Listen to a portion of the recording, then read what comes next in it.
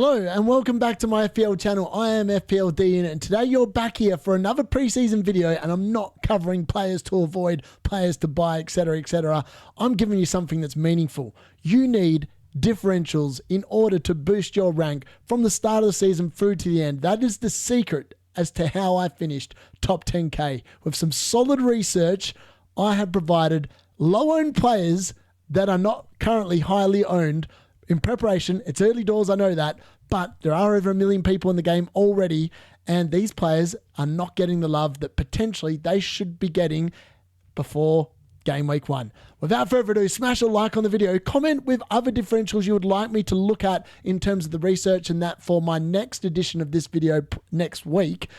And if you haven't already, you know what to do. Smash that subscribe button. We're on track for 2K before the start of the season, which is fantastic stuff. And all I can say is thank you. And with that being said, let's go.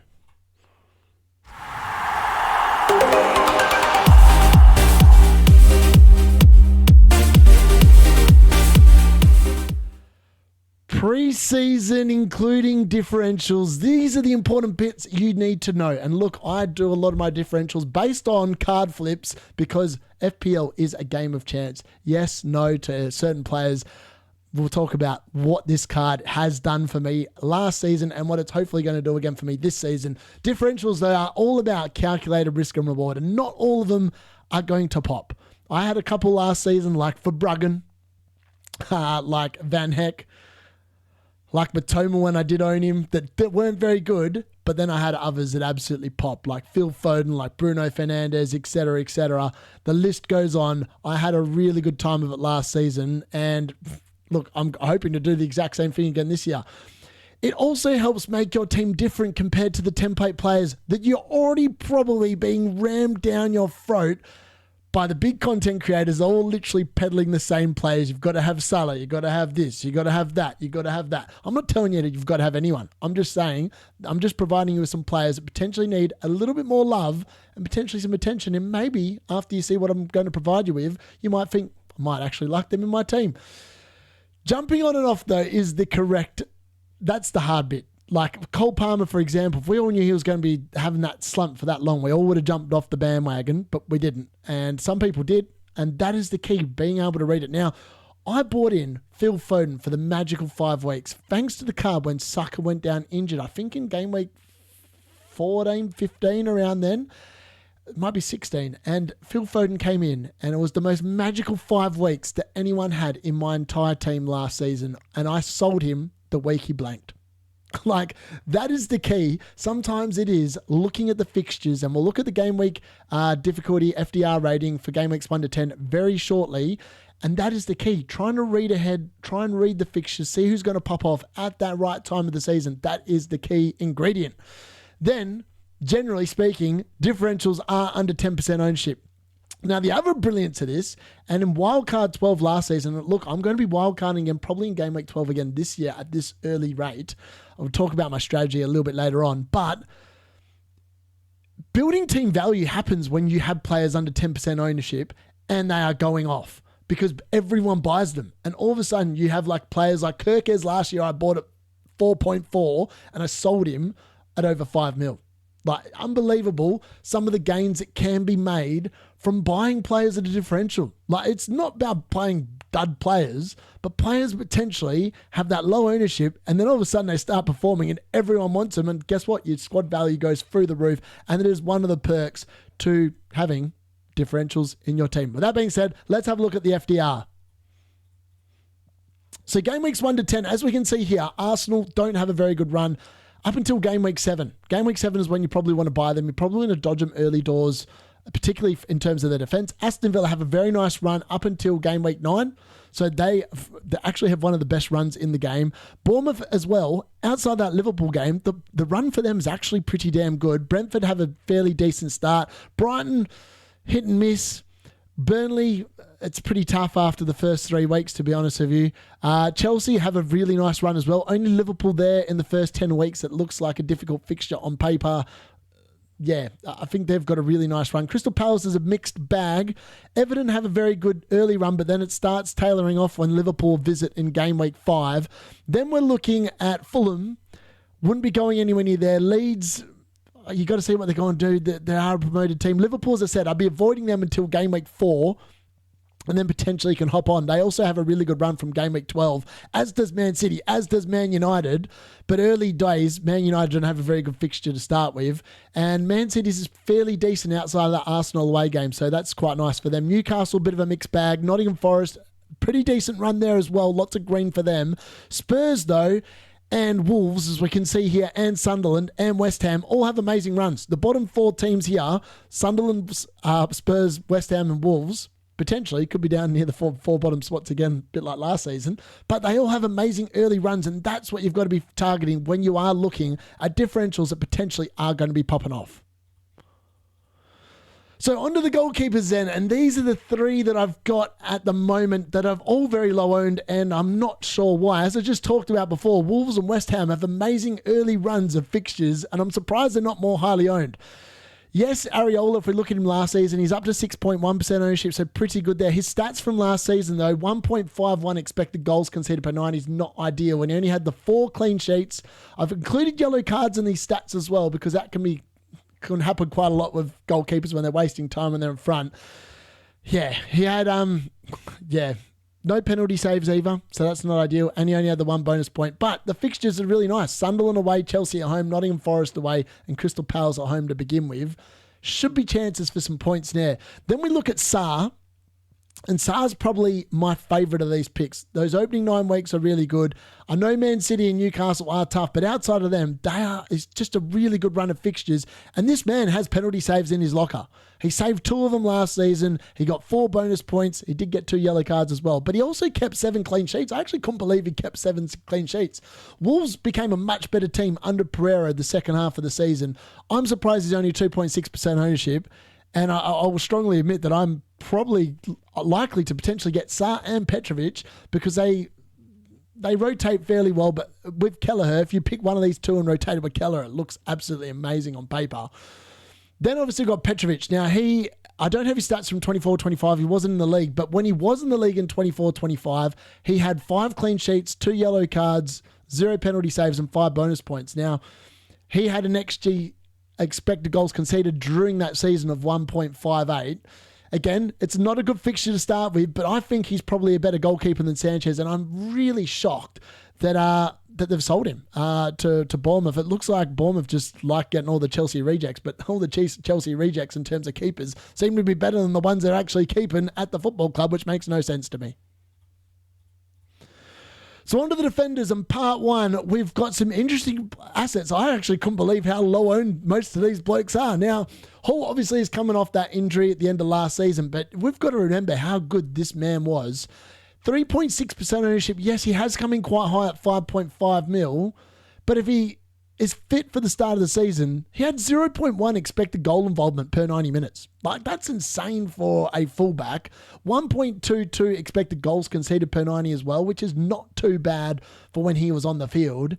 He obviously had the 24 starts, missed most of the last part of the season. He had 7 assists during that time, which is essentially, let me do my math really quickly, it's about 1 every 4 games he got an assist, and he had 8 clean sheets as well. Now, the fixtures aren't overly ideal for Newcastle the first 2, probably not looking at any clean sheets there, but post that, it does open up really nicely for them with Leeds and Wolves in game weeks 3 and 4, so he's definitely worth a look. Now, Trafford is the bloke from Bournemouth that they signed to replace Kirkes, and I think that this guy is a bit of a no-brainer. Now, his 24-25 stats 0.17 expected goal involvement per 90 in the league he was in, which was the League 1 in France. I think I've got that right. And expected goals conceded per 90 when he was on the field was 1.44, which isn't ideal, but he had 33 starts, 2 goals, 2 assists, 8 clean sheets. So again, I think he's going to be pretty good, and he scored 2 goals obviously in the first preseason game for Bournemouth as well. I know it was against Bristol, but it is what it is. 2% ownership, looking really good. Other than that Liverpool game, it's a nice run of fixtures for Bournemouth post that as well, so that's not too bad. Now, we get to Munoz, who is probably, if it wasn't for the start here, Chelsea and Aston Villa away in the 2 of the first 3 weeks, I think that Munoz would be almost in every single squad. Now, he's only at 9.7% ownership Crystal Palace do have a bit of a mixed bag, but this dude played more attacking than Ismaila Sarr and Eze for a lot of the season, and even Mateta. 0.23 expected goal involvement per 90, insane. And ironically, I didn't actually realise that his expected goals conceded per 90 last season was only 1.29, which is not bad considering that Crystal Palace are not a top 6 side. 37 starts as well. Dude literally plays every single minute of every game. 4 goals, 6 assists, and 11 clean sheets. The dude racked up the points. I think he'll do so again this season. Then we got Marston. Now, I think Luca Dean probably is coming to his end of his time at Aston Villa, and I expect Marston to start a lot more games this season. Only had the 10 starts last season on 1 goal and 2 assists in that with 3 clean sheets. But his XGI is through the roof. 0.36 expected goal involvement per 90 minutes is insane for a defender. 1.38 expected goals conceded per 90. Now, the fixtures are pretty good for Aston Villa as well to begin with, and for that reason I quite like it. Now, will there be any defensive contributions for these 4 players? Probably not, if I'm being brutally honest. So on to my second part of the defenders, and this is where the defensive contributions come in, and I think that 3 of these 4 will be quite consistently getting the defensive contributions. Now, Tarkowski is probably a lock, and I'm surprised he's only 4.9% ownership, 5.5 mil. He's better than the 6 million defenders out there.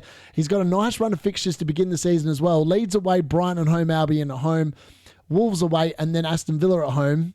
His stats from last season, 0.11 expected goal involvement per 90, 1.18 expected goals conceded per 90, which is pretty elite for a team that's not Arsenal, not Liverpool, not Man City. He had 33 starts, 1 goal, 1 assist, and 10 clean sheets. Unbelievable stuff. Now, White and Timber, whoever starts out of these 2, and I think White potentially might get back into it. He did start the end. He was starting towards the back end of last season again. Only 0.7% ownership. He's cheaper than Gabriel. I think he offers more from an attacking perspective because White has assist threat as well. So he's got an expected goal involvement per 90 of 0.13. 1.27 expected goals conceded per 90, and that's probably because of the fact he played in games where Arsenal did concede some goals last season. Only had the 13 starts, 2 assists, and 5 clean sheets. But when you think about 13 starts and 5 clean sheets, that's almost 1 in 2, which is not too bad. Moving on to Collins, and I'm surprised this guy. He was a dark horse last year, and he's going to be dark horse again this year. 1.3% ownership, 5 mil. How do people not get onto this guy? Again, very similar stats to Tarkowski. 0.11 expected goal involvement per 90. 1.48 expected goals conceded per 90, which is significantly higher, obviously, than Tarkowski. But this dude starts every single game. 38 starts. He played every single Premier League game last year. 2 goals, 7 assists. That's 9 attacking contributions, and he had 8 clean sheets, and he also would have had massive points gained from defensive contributions last season. Him and Tarkowski, 2 of the big beneficiaries. Neither of them are 6 million, and I think for that reason they both need to be looked at. Again, Brentford's run to start season is brilliant. Nottingham Forest away, Aston Villa at home, Sunderland away, Chelsea at home. Not too bad. Lots to get excited about there, and I expect those defensive contributions to definitely kick on there. Then we've got the Cooper. Or Decupia, however you say his name. I probably butchered his name. This dude's a steal. I can't believe he's still under 10% ownership, 9.6%. Now, he did play in a different league, and I think it was in Europe somewhere. But he had, I can't believe these stats I'm reading out, 0.4 expected goal involvement per 90 when he was on the field, which is insane. He had 0.85 expected goals conceded per 90, which is elite. That's like Arsenal level defense. Obviously, he was playing in a weaker league in a very good team that was dominant, obviously. But he had 29 starts, 3 goals, 5 assists, and 13 clean sheets. Again, Brighton's run is not too bad to start the season. So again, these guys are all worth looking at, and I can't believe they're in so few teams at the moment. So moving on to the midfielders, and this is the ultimate differential. There's a reason why he's on the cover. The card last year, that 5-week run for Phil Foden is unbelievable. Like I literally walked into the top 1K for a while because of this man. So I'm very hot on him. I think he's going to be great. He looked really good. He looked like he was the Phil Foden of old during the time he was on the field during the Club World Cup. And I think if he can get back to that form from like a year ago before last season, other than that 5 weeks where he was magical, he's going to be an absolute steal. 0.26 expected goals per 90, 0.27 expected assists per 90, even in the games that he played last year. That's literally half a goal every 2 games. Like a goal involvement every 2 games. It's insane. He's that good. 20 starts, 7 goals, 6 assists, 10 bonus points. Man City's start to the season is actually not too bad as well. The hard fixtures are kind of at home. The other ones away, you would expect them to score. I just think he's brilliant. I can't see... I know that you've obviously got to deal with Pep Roulette, and that can be a problem, but I think that if he's up and about, he's definitely in their starting lineup, and I think for that reason, he definitely has to be considered. We look at Justin Kluivert then. 7 mil, he has gone up in price, 5.4% ownership, but again, he's dirt cheap. This is the dude that's on Bournemouth penalties. Like, we saw how many points, he got a hat-trick of penalties last season. The dude can get absolutely monster hauls. 0.39 expected goals per 90, 0.14 expected assists per 90. He had 29 starts, he got 12 goals and 6 assists and 14 bonus points. The dude was phenomenal last year, and there's no reason why he can't be again. Then we'll move on to the Chelsea midfield, and I think that does need to be covered. Enzo looks like a great pick here. 6.5 million. He is in that more bargain basement price point of 6.5 this season. 4.4% ownership. Again, it's a great way of covering the Chelsea attack if you don't want to spend up for like the likes of Cole Palmer. Enzo's 4 million cheaper. 0.19 expected goals per 90, 0.19 expected assists per 90. He had 32 starts, so he's pretty damn nailed as well. 6 goals, 8 assists, and 11 bonus points. And Chelsea's run to start the season is brilliant. What is there not to love there? It's very exciting. Crystal Palace, West Ham, Fulham, Brentford to go. I think I think you just need some Chelsea coverage. If it's Cole Palmer and you want to spend up, brilliant. If you don't want to spend up, I think can't go too far wrong with Enzo. Then we've got James Maddison. This is an interesting one. Now, Ange did not like James Maddison last season, which I think that potentially, if Frank can get the best out of him, he's going to be a Damsgaard on steroids. That's the best way to describe it. So 7 million, 3.6% ownership, 0.28 expected goals per 90, 0.3 expected assists per 90. So very similar levels to Phil Foden. He's actually better than Phil Foden in terms of the stats there. 21 starts, 9 goals, 8 assists. So he actually beats Phil Foden on every single lever here and 15 bonus points. Spurs start of the season as well is brilliant. Like Burnley at home, Man City away, Bournemouth at home, and West Ham United away. If he hits the ground running and he's in that first choice team for Thomas Frank, watch out. James Maddison's getting slept on. Everyone's talking about Kudus. This is the dude. James Maddison's the Tottenham player you probably need to be looking at. So on to the second part of the midfielders, and Shard is definitely in there because of the Brentford, because of the fact they've sold Brian and Buemo. It looks like Wissa potentially might be leaving as well. Newcastle putting in another bid for him potentially today. 2.7% ownership. The dude is likely to take over the penalty duties, and I think that we'll highly likely see some increase in his underlying numbers. So last season he had 0.33 expected goals per 90, 0.07 expected assists per 90. 26 starts, 11 goals, 4 assists, which was unbelievable for the price you could pick him up last year, and 12 bonus points. Again, I think he's coming to that age, and Brentford have got a really good knack of identifying good talent. I think Shard's at that level where he's going to kick on and potentially take over the reins from Brian and Buemo. I think he could be a really good option. Gordon, 7.5 million, 2.8% ownership. Again, I'm surprised that so many people are sleeping on Anthony Gordon. He is definitely one of Eddie Howe's favourites. As long as he's fit and available, he's going to be great value. 0.3 expected goals per 90, 0.18 expected assists per 90. 28 starts last season for 6 goals, 6 assists, and 9 bonus points. Again, the first 2 fixtures are difficult, but then it really opens up for Newcastle. Then we look at Ismail Assar. Again, great value here, 6.5 million. Again, probably people scarred from the end of last season. 4.4% ownership is really good. He's got 0.36 expected goals per 90, 0.23 expected assists per 90, which is like elite levels. Like elite levels. He gets big chances. He generally well, he doesn't generally finish them because obviously he'd probably have more goals. But from 30 starts last year, he got 8 goals, 7 assists in his first season at Crystal Palace. In his second one, I expect him to kick on, and I expect him to better these numbers, provided he obviously doesn't get injured and he doesn't get too tired from European football. But again, it is a bit of a middling fixture list to begin with, but I just really like him. I think he's going to be great value, and again, it's someone I am very tempted by. And then Minte. He was in my original first draft, 6 million, 0.8% ownership. Again, he's in his second season at Brighton. I expect him to really kick on. And he had really good underlying stats as well when he was on the field. 0.2 expected goals per 90, 0.25 expected assists per 90, 20 starts, 6 goals, 5 assists, and 8 bonus points. I expect him to kick on this year and improve those numbers and that output across the course of the season. He's a year older. He's going to be that little bit more mature this season. And lastly, let's have a look at the early forwards that are under 10% ownership. And we're going to start with Strand Larsen, 6.5% ownership at 6.5 million. Here's the cheapest of the 4 I've come up with today. 0.35 expected goals per 90, 0.03 expected assists per 90. The dude had 30 starts last year in his first season in the Premier League, scored 14 goals, 4 assists, and 17 bonus points. Obviously, that's going to come down a little bit with the nerf to penalties, but Wolves didn't actually win any penalties last year, so his bonus points actually came from him just scoring goals, and there's been no nerf to that at all. Obviously, the Man City away at home is a difficult fixture to start with, but post that, it's a really nice run for the first 9 game weeks. If you don't want to waste a transfer on a striker, Strand Larsen, I think he played so much better without Cunha towards the back end of last season as well, so I wouldn't be surprised if he starts like an absolute freight train. Then we look at Evanlinson. Again, people slept on him last year. He's the better version of Dominic Solanke. Bournemouth did an absolute brilliant deal last year, buying this guy for half the price and selling Solanke to Spurs, who'd probably, on average, I think I'd take the Evanlinson deal any day of the week.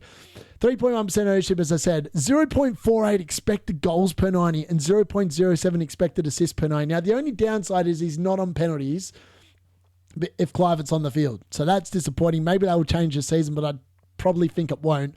He had 28 starts last season, obviously to get injured for a little bit as well. 10 goals, 5 assists, a great first season in the Premier League. You would expect him to kick on this year. And he had 20 bonus points last season as well. Again, this dude wasn't on penalties, so they weren't from just scoring normal goals and getting the assists and stuff like that. So that's great stuff. Then we look at Mateta. Now, this one's a little bit more risky. Again, Crystal Palace's opening fixtures aren't fantastic, but his stats last season were really good. 0.47 expected goals per 90, 0.08 expected assists per 90. From 33 starts, other than when he got that facial injury and he went a bit airy-fairy for a bit with his minutes and getting subbed early and that, he got 14 goals, 2 assists, and he got 27 bonus points, man. He was a bonus points machine. Unfortunately, he was on penalties as well as a last season on and off, so he's probably going to lose some points there, but I don't think it's going to be enough to make you massively turn you off. It's just going to be a matter of he's still at Crystal Palace by the end of the window. And then we've got Ollie Watkins, and here's the big unknown. 9 million, 9.6% ownership.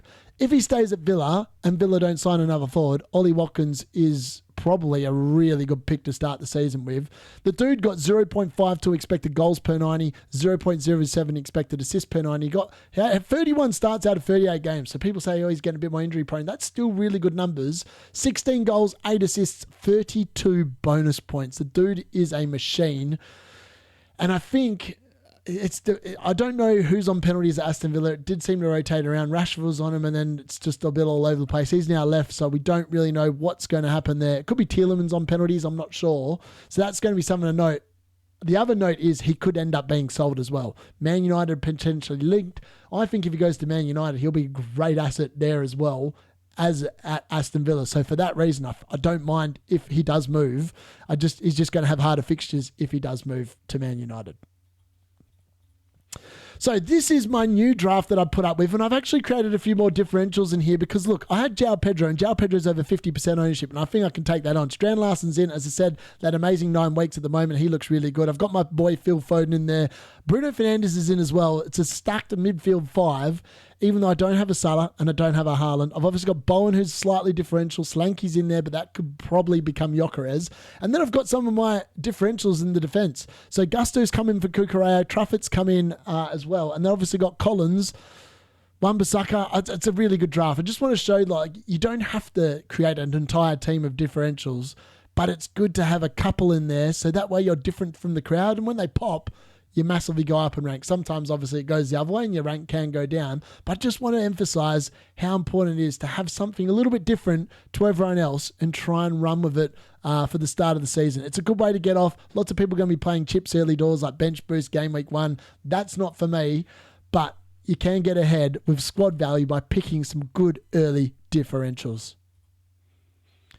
So that brings us to the end of my first Game Week 1 differentials video. There'll be 3 of these. There'll be 1 a week, and I'll be covering different players that are low-owned, under 10%. That is the idea of these videos. And then I'll be running this video once a week during the season for 38 game weeks. Hopefully you've enjoyed it. Let me know if there's any players that you want covered in future videos prior to the lead up to Game Week 1 that are under 10% owned, and let me know which ones you like the most that I presented in this video. And before you go, smash a like, leave a comment, and you know what to do. Press subscribe. I've been FPL D Unit, and I'll see you again soon.